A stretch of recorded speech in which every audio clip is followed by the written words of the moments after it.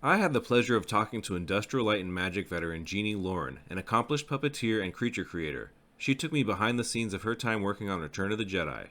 From her experiences bringing the creatures of Jabba's palace to life to working alongside legendary figures like Phil Tippett, George Lucas, and Carrie Fisher, Jeannie shared her personal stories of creativity, collaboration, and craftsmanship.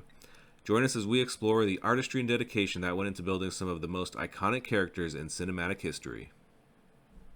So, maybe can you start by setting the stage with a little bit of background on your career at ILM and like when you were active there and what you were involved in? Well, see, first of all, I don't think I can remember the dates, but it was way back. It was the beginning of the Jedi saga. So I think you'd know the dates better than I do. You But came out in 80. yeah, Uh-huh. it came out in 83 to do it. Yeah, oh, that's okay. So, ILM, that is the division that I was in at ILM was called the Creature Shop. So I got a job with them working on the creatures for Jabba Palace scene. And when I got there, things were already in full motion. The models were already created and approved. The crew was pretty much, the creature staff was pretty much full. Mm-hmm. And I was very lucky to get added to the scene, basically. I think we were maybe under a year or less away from taking all the creatures to England to start shooting. Okay. And by that time, I imagine, Star Wars is already a phenomenon, so you were probably pretty well familiar with everything going on with the first two movies, right? It's been quite a few years. I mean, mm-hmm. From the beginning of the first Star Wars. And quite honestly, this creature shop was filled with, what I call the monster boys, mm-hmm. Drawing cartoons, and they love monsters, and we're steeped in the Star Wars lore and everything from Ray Harryhausen and Phil Tippett's whole thing with all the creatures he did even before then, his whole fascination with stop motion. This was the old days before digital. And I pretty much came in fairly clueless to the Star Wars scene. My excitement and passion was to perform, I was a puppeteer, so I came in as a puppeteer, basically. So my passion was to perform. I don't care what I was performing. And I certainly knew it was a big deal, but I hadn't followed the Star Wars lore per se. Okay. I know you definitely had a background in dance as well. So you did puppetry and dance. Did you actually have hands-on making the puppets before you got to ILM, or was ILM kind of your first introduction to actually making the puppets? Because I know you did the skinning on Droopy McCool. No, I've been working with puppets and dance and acting for maybe, 7 or 8, 9 years before I even got a job with ILM.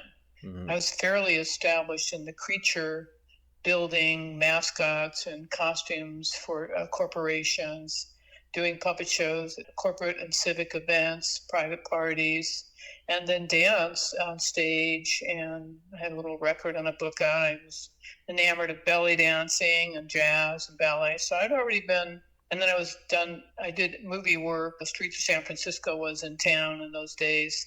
So I got my union card and belly danced on a table for one scene in Streets of San Francisco. And I got a couple little parts with a Clint Eastwood movie. Nothing major, but I still get $1 or $2 every 6 months. Mm-hmm. I still get residuals. So I love it. When I got to ILM, then it was like, I came with a bag full of puppets, a couple of mascots, my belly dancing costumes, my experience as a seamstress, a dancer, and a puppeteer. That was a background that the Monster Boys didn't have. They didn't have somebody there that could bridge the wardrobe department with the rubber department. Let's put it that way, the rubber and the foam. Mm-hmm. So I was that transition because I would get inside the costumes. I'd put my hand in them. I would put my body in them. I would put my arm in them. I would make them flex and move and stay flexible, because when you build these things, they get stiffer and stiffer and stiffer as you go along. So you want to keep them flexible. Mm-hmm. Yeah, that's kind of incredible that they weren't doing that kind of thing already. How do you even make sure that the costume is functioning properly if you're not even getting in there. That's crazy, huh? Well, I mean, obviously they were, but then you talk to Tony Daniels. I became his dresser for the second half of my stint on the movie, and and you talk about his evolution of, his costume got a lot more comfortable and a lot easier to get on and off by the time Jedi rolled around. But the first one, I think he suffered quite a bit. Tony will tell you.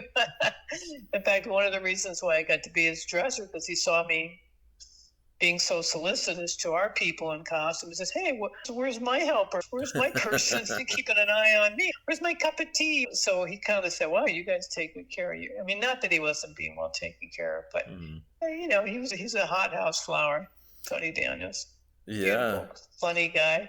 Yeah, I imagine it's pretty difficult. The stories of Kenny Baker and his R2-D2 costume and Anthony Daniels being trapped in there. We've heard how uncomfortable those costumes can be, so they used to in the beginning, but who knew? I mean, I don't know what they had before. I mean, look at Creature of the Black Lagoon. It was some kind of rubber suit. Remember that? I mean, oh my God, that was hilarious. It's like some guys coming out of the swamp and you can see the seams around their neck and their fins.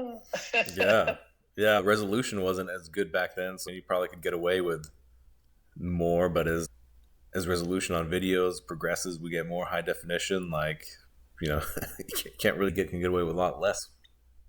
Well, everything's seamless now. I mean, but you can look at even TV commercials today and you sort of see a puppet, but then you'll see somebody in a costume. I mean, they kind of bounce back and forth between the scale, because I think it's cheaper to put somebody in a costume than it is to do all the digital up to a point. I don't know about the cost, but just a three-dimensional is cheaper than rendering. But now, who knows? Now with the skill level of how it is, it's quite revolutionary now to generate an AI, what would you call it, an AI, a digital character.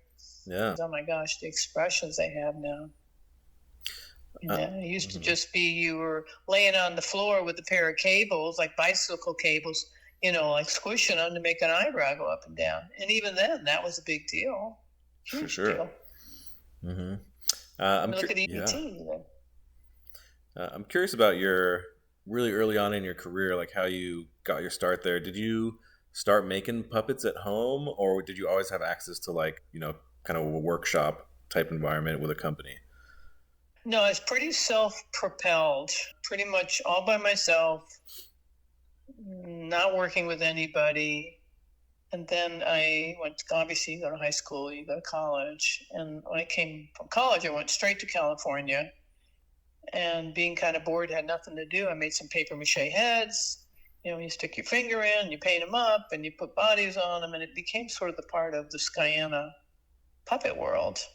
But they were quite beautiful puppets. I mean, they're not quite that primitive.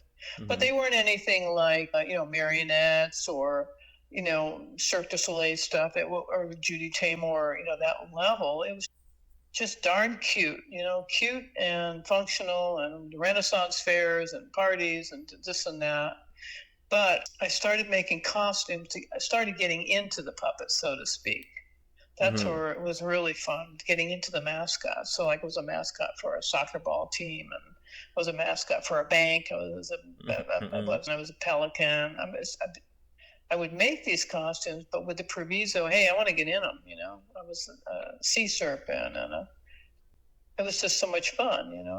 And that's where the money was. The money was in performing. You could spend 1,000 hours building, a frog foot or something, an arm or a finger or a blinking eye or something.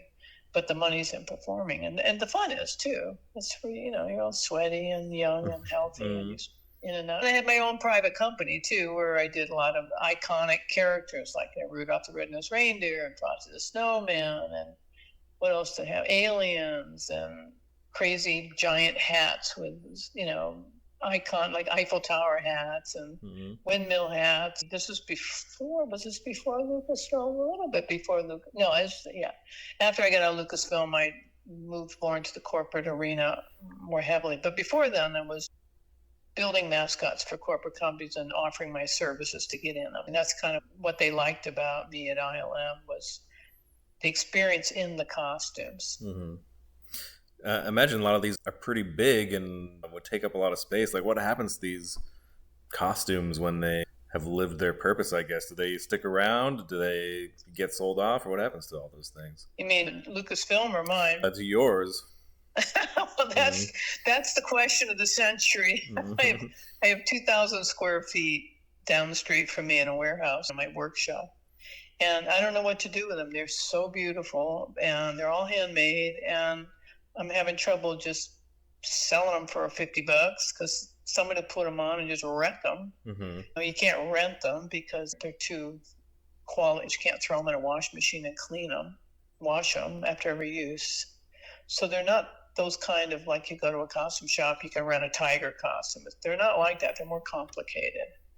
And they're more moving parts, and they're beautiful. My logo used to be Cartoons Come to Life. That used to be kind of my logo. So these things, as you're building them, you just sort of imbue a life into them. They look live just sitting there hanging from your living room ceiling, which is pretty much what my studio was in the beginning, just my living room ceiling, like many artists.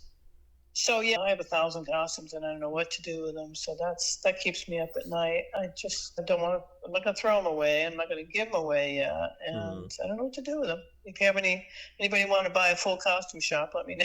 Yeah. Including gorgeous dresses and candy cane kings and giant picnic ants, just fun corporate family entertainment characters. Now, in terms of Lucasfilm costumes, obviously those all go into archive. They're all stored away somewhere in big boxes. And my stuff, I don't know. I don't know what's going to happen to it. And the foam breaks down. The poly foam that you build all these costumes with turns to sand like an old car seat. The foam that you build all these things with has a half-life. Yeah, I mean, I've definitely... Thanks for asking. Yeah. Thanks for asking. For sure. I've seen pictures online with the costumes that they used for the 1990 Teenage Mutant Ninja Turtle costumes, how badly those have deteriorated, and they just look scary. Or some of the costumes from the Super Mario Brothers live-action film. It's sad seeing how they deteriorate over time like that. Well, I get to go walk through Ronald McDonald Land one time way back when. It was a set where Ronald McDonald did their TV commercials. It's all polyfoam, but they spray them with paint and stuff. Mine are all covered with fabric. It's a little bit different when you add chemicals to polyfoam, like spray paint and junk and glue and hot glue and stuff like that. But that's the nature of polyfoam, and I guess that's just how it is. What was it like when you went to a professional studio like ILM and you have all manner of materials and tools at your disposal? Like, did that elevate your craft in some way, or did it change how you did things? I got more specialized in the materials that I was using because my job was more specific. At my studio, I start from A and go all the way to Z. So I need fabrics and glue and sewing and wire and everything. But at ILM, it was a little bit different because my job was more specific to skinning the character, shaping the foam, creating straps and support system inside the costume so you can get in and out of them and wear them comfortably. There was a lot to do, and so a lot of people had their niche, if you will. Some of the creatures were completely sculpted and then molded, like some of the smaller things were done in clay, and then they were molded, and then they were put over an armature. Other things like mine, like the pig guards, for instance, the Gamorrean guards, called the pig guards because of their nose, they were from the neck to the feet, not counting the hands and the head, complete polyfoam characters. Tony McVeigh was just a master at musculature. I was just fascinated to watch him. He would just take a big giant piece of the special foam we use and with a turkey electric knife, like a carving knife. That's what we use to cut the foam.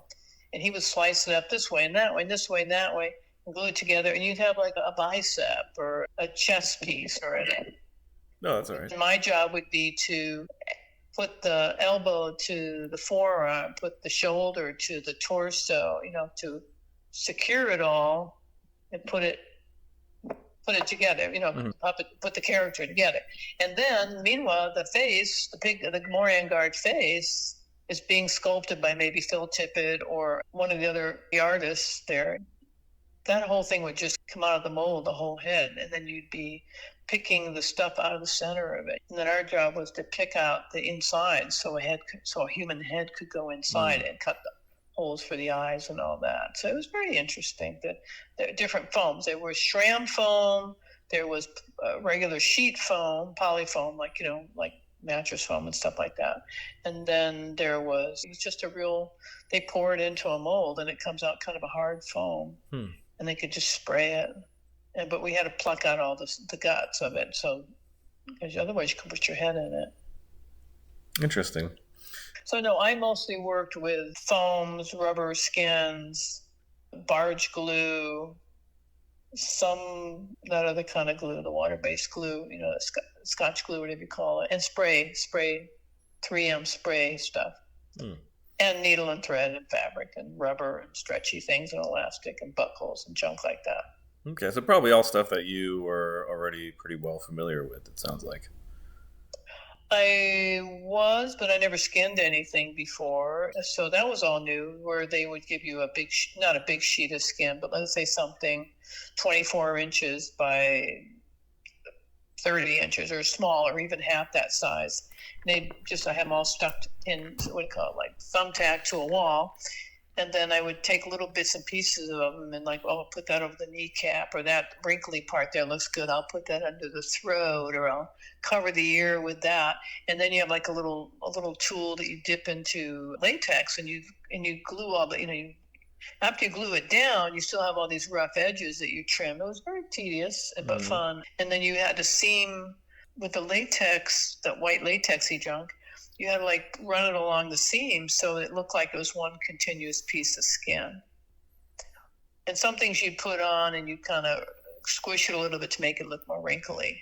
Some pieces were flatter. Interesting. It was very different, and it was time consuming. And Phil would come in, and Phil Tippett, who's the master, he'd come in and say, "Jeannie, open your eyes, look at it.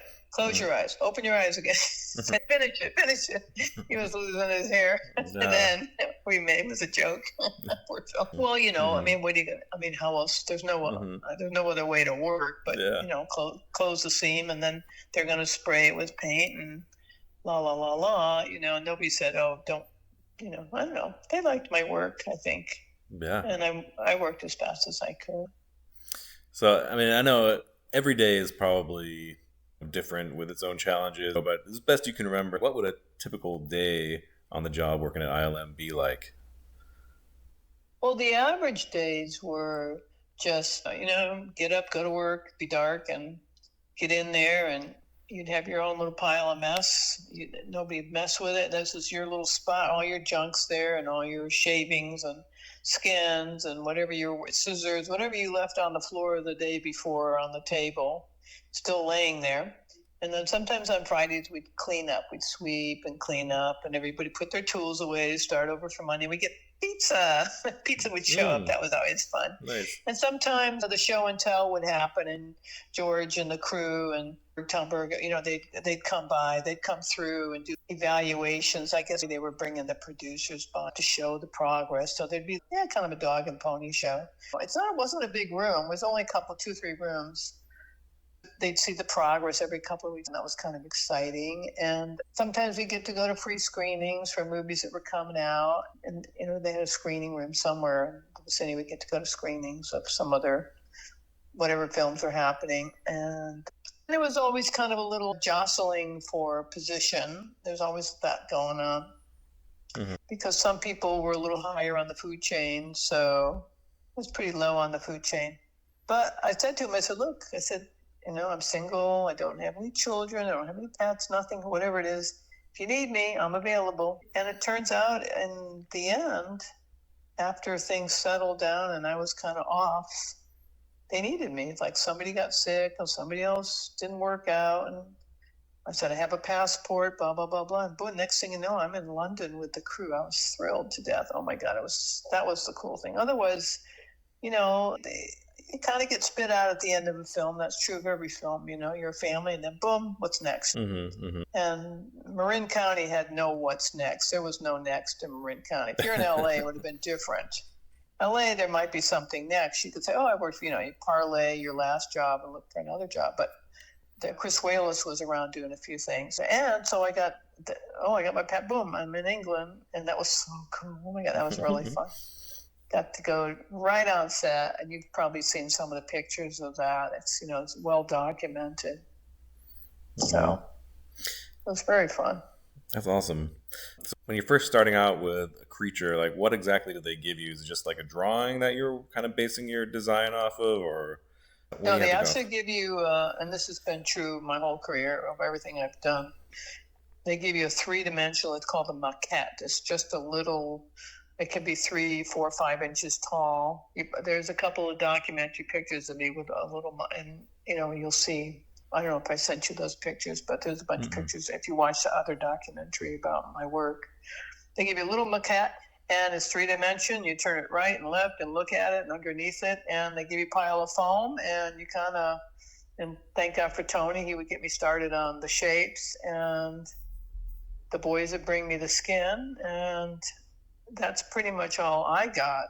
In fact, that's what all anybody got, I think. All these little maquettes were all done. I'm sure they did a whole bunch of them, and then George would say, I like that one, let's do that one, give them names, and that's all what anybody had. Everybody had a little maquette. The drawings came from, the actual designer as an Asian gentleman. I can't think of his name now, but a very famous guy. He did all the drawings and stuff. And then Phil and the sculptors would make these little maquettes.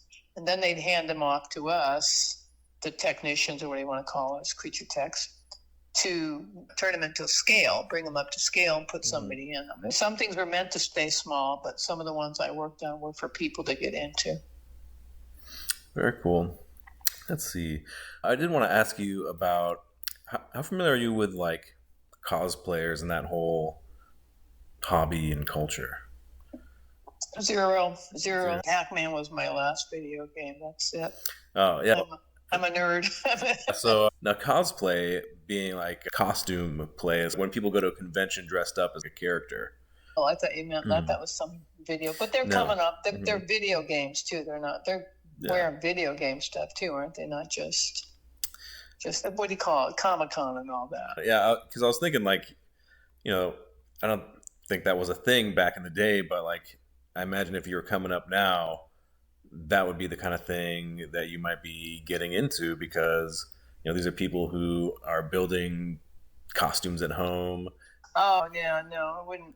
If somebody said to me today, oh, here's a picture, I want you to build this costume, I wouldn't do it, number one. It's exhausting. I'd start at $10,000, $15,000. I mean, my stuff, when I was working with Brian Turner, who was also an alumni of the Creature Shop, brilliant guy, who's passed away, God bless. And Dan Howard, another brilliant, wonderful person who also creature tech and ILM employee, and he's passed away. But once we got, when I started doing corporate stuff, somebody says, oh, I need this, it starts very expensive because there's no way I can make a lesser quality, so like if I don't know how to make something badly. Let's put it that way. So I have learned to value my skills highly because I don't think many people, I don't know who does what I do. They don't do it anymore. Nobody does it anymore.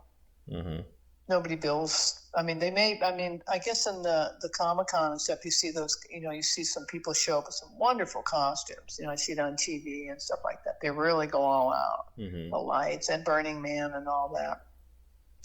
But I don't know. My stuff has always been like you could go up to it with a magnifying glass and you won't see a thread. I don't use any glue. All the fur is perfectly blended. It's just a different skill level. Yeah, with Star Wars and the fur blending, when I think of that, I just think of automatically mine goes to Chewbacca, like how they made a costume with just 100% fur, doesn't look like it has any seams, looks like a real creature. Like that's some incredible skill. Well, that's just like wig making. No, that was all, it was a suit, and then it was, how people make wigs where they do through the netting and then they pull the hair through and they bring it out again. That was all. So it was basically a giant wig. That was a couture suit. Yeah, it was like a giant wig. I didn't have any part of that, and I don't think I've seen one up close. I've seen him up close, Tony Mayhew, Mr. Mayhew. we kind of, hung out a little bit together in Yuma, Arizona. And I didn't look at that suit really close. I was pretty busy doing what I was doing, but I can almost guarantee you that it was hand, suit was made, and then they did the wig just like they would do a wig. People know how to do wigs, can do really fairly quickly, pretty fast. They can cover a section of netting really fast. You get 2-3 ladies, work doing that on a suit, and it's pretty durable. So I'm sure they use those suits quite a bit. And maybe there's a way where they can take out the inside and wash it and then put it back on and put the suit over the inner body, because on the set, you got to wash everything. Everything has to be completely washed and cleaned every night. So on a union set. So, but that's fur blending is a little bit different. When I say fur blending, I mean I take 2 pieces of fake fur and I sew it together, but you can't tell. You can't tell how I did it, because it just takes longer to do it properly. Wig making, I've never made any wigs or mustaches or any of that. It's always seemed kind of interesting, but I never got into that one. Interesting.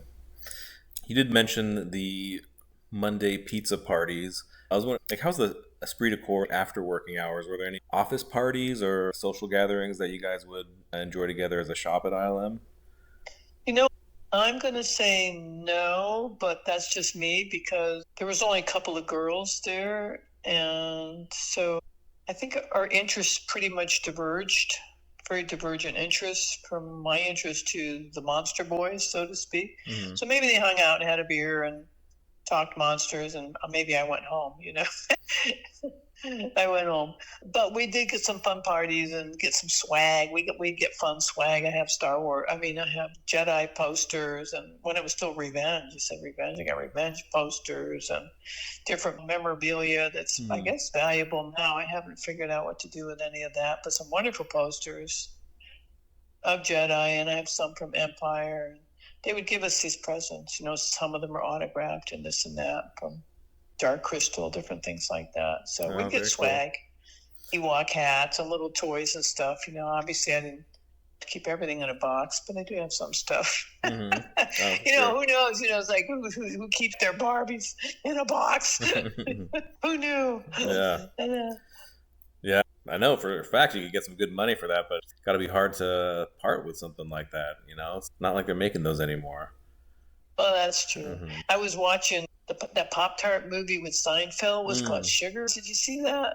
And like the Pop-Tart story, right? Story. And they have all kinds of mascots and and all the cereal characters, Rice Krispies are there, and all the different characters, people in costumes being those characters, like mascots and stuff like that. And then they had this one guy come out with a Jerry Mahoney ventriloquist dummy doing something or other. And I go, oh my God, I got it. I got that. I still have mine in a box. Awesome. I've got a Jerry Mahoney. Because I took it to school and put on a show. I was a little showbiz kid way back when. It was funny. Yeah. Is that kind of what sparked your initial interest in that? Getting that? Say again? Was that getting that early puppet? It's funny. I've always kind of hidden behind something in my performing. Either I have a puppet on my hand or I'm in a costume. I always think that I want to show myself, but I only do it through camouflage or through an intermediary, if you will. So here I am doing the Jerry Mahoney on the Spanchulicus puppet on my lap in grammar school. It was pretty funny. And same thing with the puppets, and same thing getting into all these costume things I do. One can be quite dynamic. I guess most, like a lot of actors and actresses, they're kind of shy in some ways. We want to be seen, but we're shy. And so I've had the privilege of hiding out in a gorilla suit or whatever, and making people laugh. It's fun. So, but yeah, I think it started early, manipulating objects and bringing them to life. Whether it was the food on my plate or it was these puppets, it's always been a way of expressing myself as indirectly. They play instruments, or they do this, or they do that, everybody. But I've definitely always been very creative. I'm not mathematical. I have a good mind, but definitely more interested in showbiz, I think.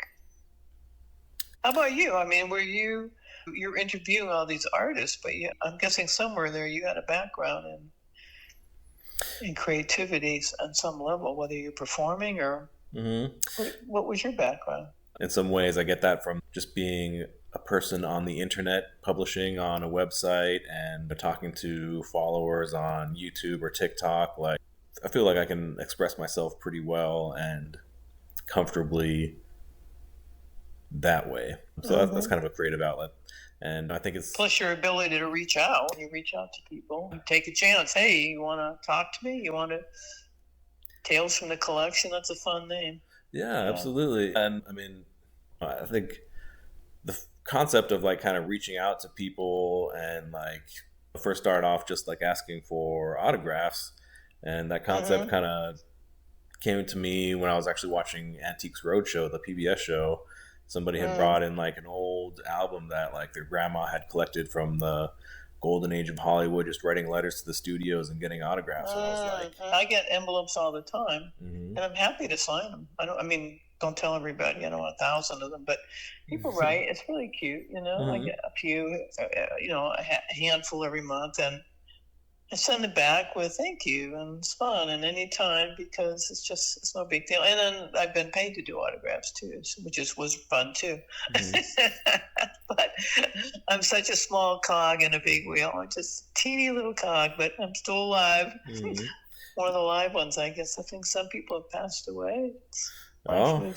Certainly. Yeah, I mean, unfortunately, more and more now, it seems like a lot of the original Star Wars actors and people who contributed to the production are passing away. Carrie. Oh my God, she was so brilliant. Funny. She's funny. Speaking of Carrie, I mean, you saw her perform on the set, right? I saw her little costume. It was like so tiny. The one Jabba's palace with the chain around her, where they had her in a little slave outfit. And I mean, what an incredible scene to witness. Like one of the most iconic costumes in the Hollywood history, for sure. She was so tiny then, and then you see her later, how her body changed, and how she changed. But she was funny writer. Now her evolution as a woman, she became so funny. Her writing postcards from the edge and stuff. Just a wonderful piece of work. Yeah, there was one of her quotes. She said that Boba Fett could see all the way to Florida, referencing how he was standing behind her, and when you look down, you could just see everything. Was she like, given that, was she pretty at ease on set, or how was she wearing that skimpy, revealing costume? They bring her out and they take her back, and she's got a robe on and she's in a little costume, and the wardrobe people, they're very careful with her, and I think her scenes are what they are. They don't last forever, and I guess she was a little hellraiser too. Okay. But she was. She.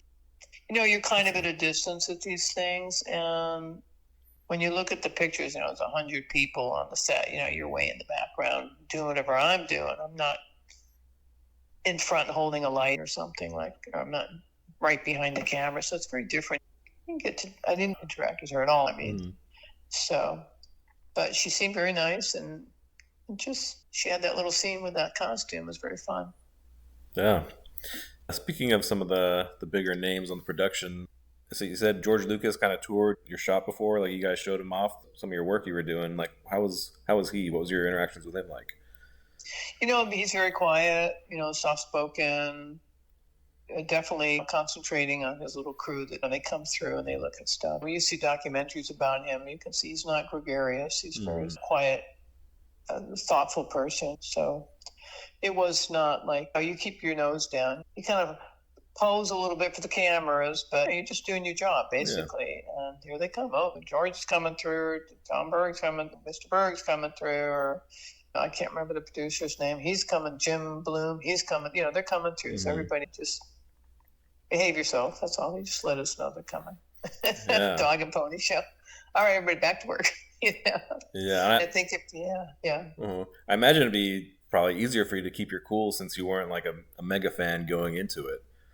I had no idea, really. I remember seeing the first Star Wars, and I see, what are those guys doing on that thing out with that sand and that robot and that I mean, what was that? I didn't have a clue what the first movie was about. I remember seeing Obi-Wan Kenobi, and that was it. And the things, I remember the scene of that thing across the sand, the dune buggy thing, the sand buggy. That was it. I go, okay, well, all right. And then, 5 or 6 years later, so I'm working on I was just interested in working on movies, period. I was just thrilled to be working on a movie, hoping that I would actually get to operate some puppets on screen, to be doing that. I would have been thrilled. So what was it like for you when Return of the Jedi actually came out and you get to see your work on screen and your name in the credits? It was fun, I mean, there's a lot of credits on films these days, as you know. They go rolling on forever and ever. And like Phil says, open your eyes, close your eyes, open your eyes. That's all you're going to see. That's all we saw.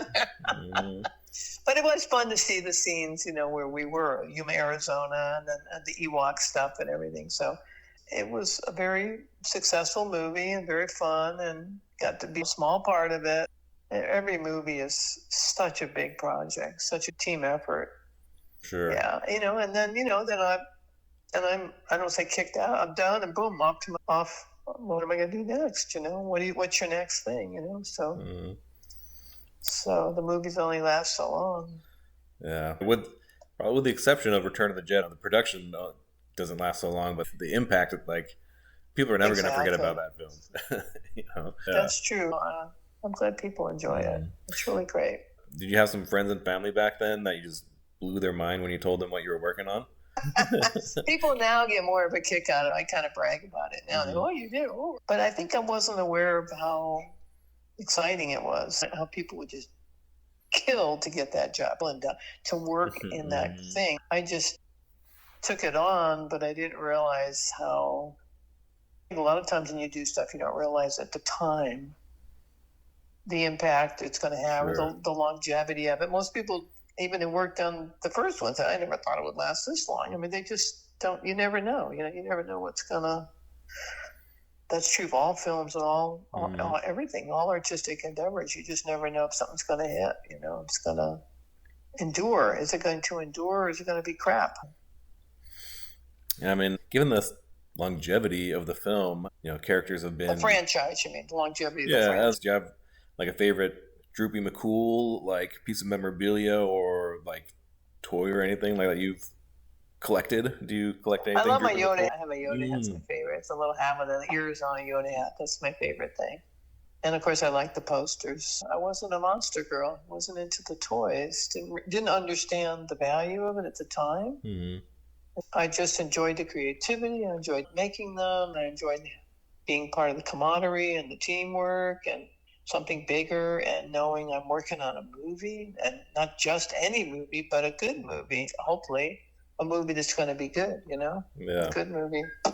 There's a lot of movies you can work on that are just not worth. Didn't go very far. Or whatever. I mean, they didn't even make it to nowadays they don't even make it to the big screen. True. Yeah, for my part, I know I have got a Droopy McCool Hallmark ornament that goes on my Christmas tree every year, along with the rest of the band from Jabba's Palace. Oh, really? Well, I did that autograph thing with Droopy, huh? We saw that. Yeah, there's a company called Regal Robots, and they reproduce as accurately as anybody could props and maquettes and helmets and swords and all kinds of things from different movies. They work on commission, they work commercially, and they do limited editions of these products. So Regal Robots reached out to some of the creature technicians like myself and Phil Tippett and Judy Elkins and different people, and said, oh, you worked on this particular maquette. We're going to reproduce this 3 to 8 inch maquette and send it to you, and you're going to autograph it for us and then send it back. And we're going to offer them maybe 100 of them or 200 of them on the open market, whoever wants to buy them. So I had the opportunity to sign autographs on Droopy McCool, because that was one of the characters I did a lot of work on. So it was very fun, and so people do collect those things, and they do a beautiful job with them. They're hand painted and everything. They look just like the ones that were sitting on the shelf. It's at Lucasfilm, ILM. Yeah, that's pretty cool. Now, you mentioned you've done signings. Was that the only private signing you've done, or have you done a convention too? No, I've never been asked to do a convention. It would be fun. I have people who have come a couple of times to the house with a pile of memorabilia that they want signed. So people send them the memorabilia and they say, well, we'll get it signed for you. So they may have a poster that Phil and Judy and myself and different people have signed, and so you get a couple of dollars for that. You sit there for a few hours and you just sign things. Here, sign this maquette, sign this poster, sign this toy, sign this hat. And then they send those things back to the people who sent them to them. Because everybody doesn't have my address. Everybody doesn't know how to get to me to get something signed. But some people do, and they make a business out of helping other people get to some of the people that I don't even know how to get to, I mean, George Lucas, of course, but some of the uppity ups, John Berg and people like that sign things. Because sometimes I get something and I'll look at it, oh my gosh, look at that. You got 5 or 6 autographs from some of these other people. Pretty cool. Good job, Yeah, I think you should make yourself known to some local convention organizers there. I mean, I think it's a pretty cool experience to meet fans from, at least from what my understanding. And so it'd be fun. I mean, I just don't think I'm important enough. No, I mean, anyway, maybe they'll see your thing and say, oh, we want Jeannie Lauren to come to our convention. Yeah. So, Droopy, and she was a dresser for C-3PO, and she went to England and worked with the Ewoks and at the Yuma, and so it was fun. Yuma, and Northern California, it was fun. Yeah, I think you'd be surprised how many people would be interested.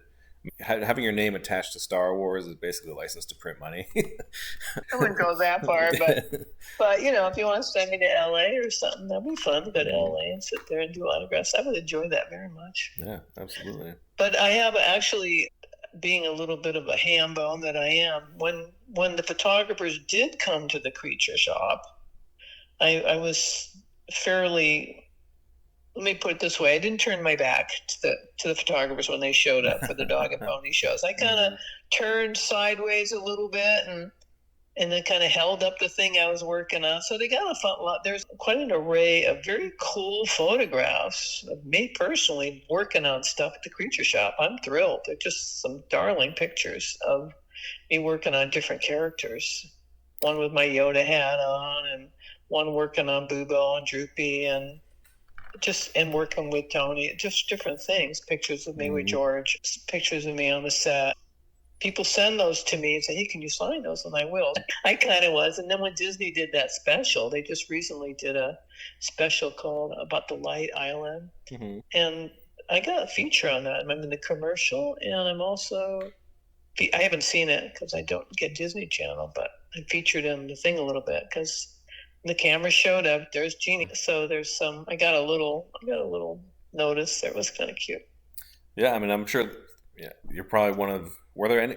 How many women were in the shop at the time? 3 of us. There was Patty Blau, who was like sort of administrative liaison between Phil and the creature and the producers, and then there were 2 of us, Judy Elkins and myself. As far as I can remember, Judy's a wonderful sculptor. They give her a lump of clay and she turns these little 6-inch things into like 12 or 14 or 15-inch things, or she'll do a mask, or she was very talented. I didn't work in clay at all. So, but wasn't any big deal. What are you working on now? Well, I stay awake at night trying to find what I'm going to do with those costumes that I own. What am I going to do with all that stuff? I'm kind of retired, so I don't even want to sew a button. You know how long it takes to put a button on? I don't want to do anything anymore. What am I working on now? Nothing specifically. I have my fantasies about things, but it's hard to, I just need to, I'm older now, so I need to sort of free myself from the clutter. It's very difficult to free yourself from the clutter, and I practice guitar and I go to yoga. I try and figure out what to do with things, and what am I going, I'm wondering if there's another chapter for me somewhere in the world. I haven't quite closed the book yet. I study Buddhism, so I'm just not quite sure, your values, where my values are, and where my life is going. I know where it's going. It's going to the end. But what am I going to do between now and the next 10 years or something? I just think, it's just a ticking clock. I don't know. How old are you, Tim? 37. Oh, you're just a baby. Oh, my God. All right. Well, I'm a little older. No, I didn't even going to say how old I am. But I'm pretty old. So, but I'm still kicking, still getting on ladders and cleaning up the gutters. I'm a hard worker, period.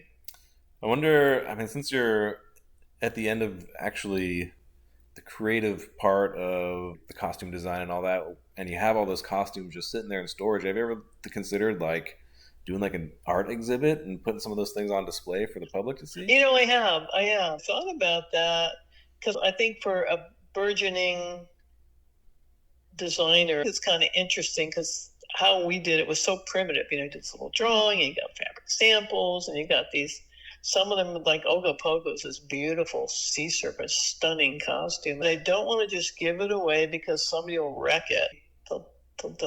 They won't take care of it. So I do see a couple of my pieces on display somewhere, like in an arts and craft museum or something like that. I envision that, but I haven't figured that out yet, where I could donate or where I would maybe circulate a few of these pieces on tour, people just to see them, because it's a lost art. It's kind of like, yes, they're not, but they're there's a couple of the pieces I think are as stunning as an antique quilt or a painting or any arts and crafts, a sculpted chair, anything that people have made by hand. I think a couple of my pieces really people would love to see them up close. They go, wow, look at this thing. It's alive, and it's just on display, but it looks like it's alive, because I told you I imbue life into these things. I imbue an animation into these characters. I don't think I sent you any pictures of some of my stuff, but Ogopogo's an amazing piece, and Tripod the Alien, and the Picnic Ants, and even Frosty the Snowman. It's not like any costume you've ever seen. It's not like anything you could just go online and find. I don't think there's many people who do what I do, who have done what I did, in terms of how I imbue them with life. They just come to life. They're alive, just sitting there. And then you put somebody in them, it's a whole other story. Well, I think I had a skill. And I think the pieces are so beautiful, just from a craftsman standpoint, the fabric and the shape of them. And Brian Turner, my partner who passed away, who built them with me, it's just a stunning piece. I've had it on display at the county fair once, just because, a local fair, because they knew I worked with Lucasfilm. And they wanted to, we know. They had the stormtrooper there, because they're here in San Rafael, San Rafael County Fair. So, and we had it kind of unzip so you could look inside and see the mechanisms and the beautiful eyes on it, and the fingernails, and I don't know. It's just, I'm not ready for them to just, get squashed or thrown away. So I do think somebody would see value in, I thought about maybe the Art Institute, or, the people who design, build and design things, would get a kick out of seeing them in some display or some exhibit. Absolutely. That has to do with arts and crafts. So I will send you a picture of a couple of them, and you'll see what I'm talking about. A lot of my work's quite beautiful. Yeah, I mean, I think it would be cool to see all that stuff in one place, kind of an exhibit of your own, but as a standalone thing. I guarantee any convention would be more than happy to have you bring your collection there, and you could show off your art to people. A lot of people, people are building costumes there. They're people who have a natural interest in the kind of work that you're doing. Half of those people who go to a Comic-Con probably love Star Wars. I feel like that's just a natural audience for the kind of work that you... Well, my work it's very different than what you're talking about, their work, because they're doing armor and ghouls and, it's not scary stuff, but, more the kind of stuff. And my stuff's like kind of whimsical, cartoony. I will send you a picture if you ever think of, a source that would be interested. But I have thought about, well, how could when they were performing, and when I went to these corporate events, and you'd see maybe half a dozen of my pieces all in one place, stunning, so beautiful, and just so much fun. Such pride to see that. And I mean, I'm on the cover of National Geographic with one of my costumes, and it wasn't even a creature; it was just a costume. But who would have known? Who would have thought? You know? Yeah. Who would have thought? Cover of National Geographic. That's crazy. That's incredible. How'd that happen? Yeah. At Burning Man, 40,000 people, and my picture is on the cover of National Geographic. I think partly just for the stunning quality of it and the pose. It was just how it was. It was a candid shot.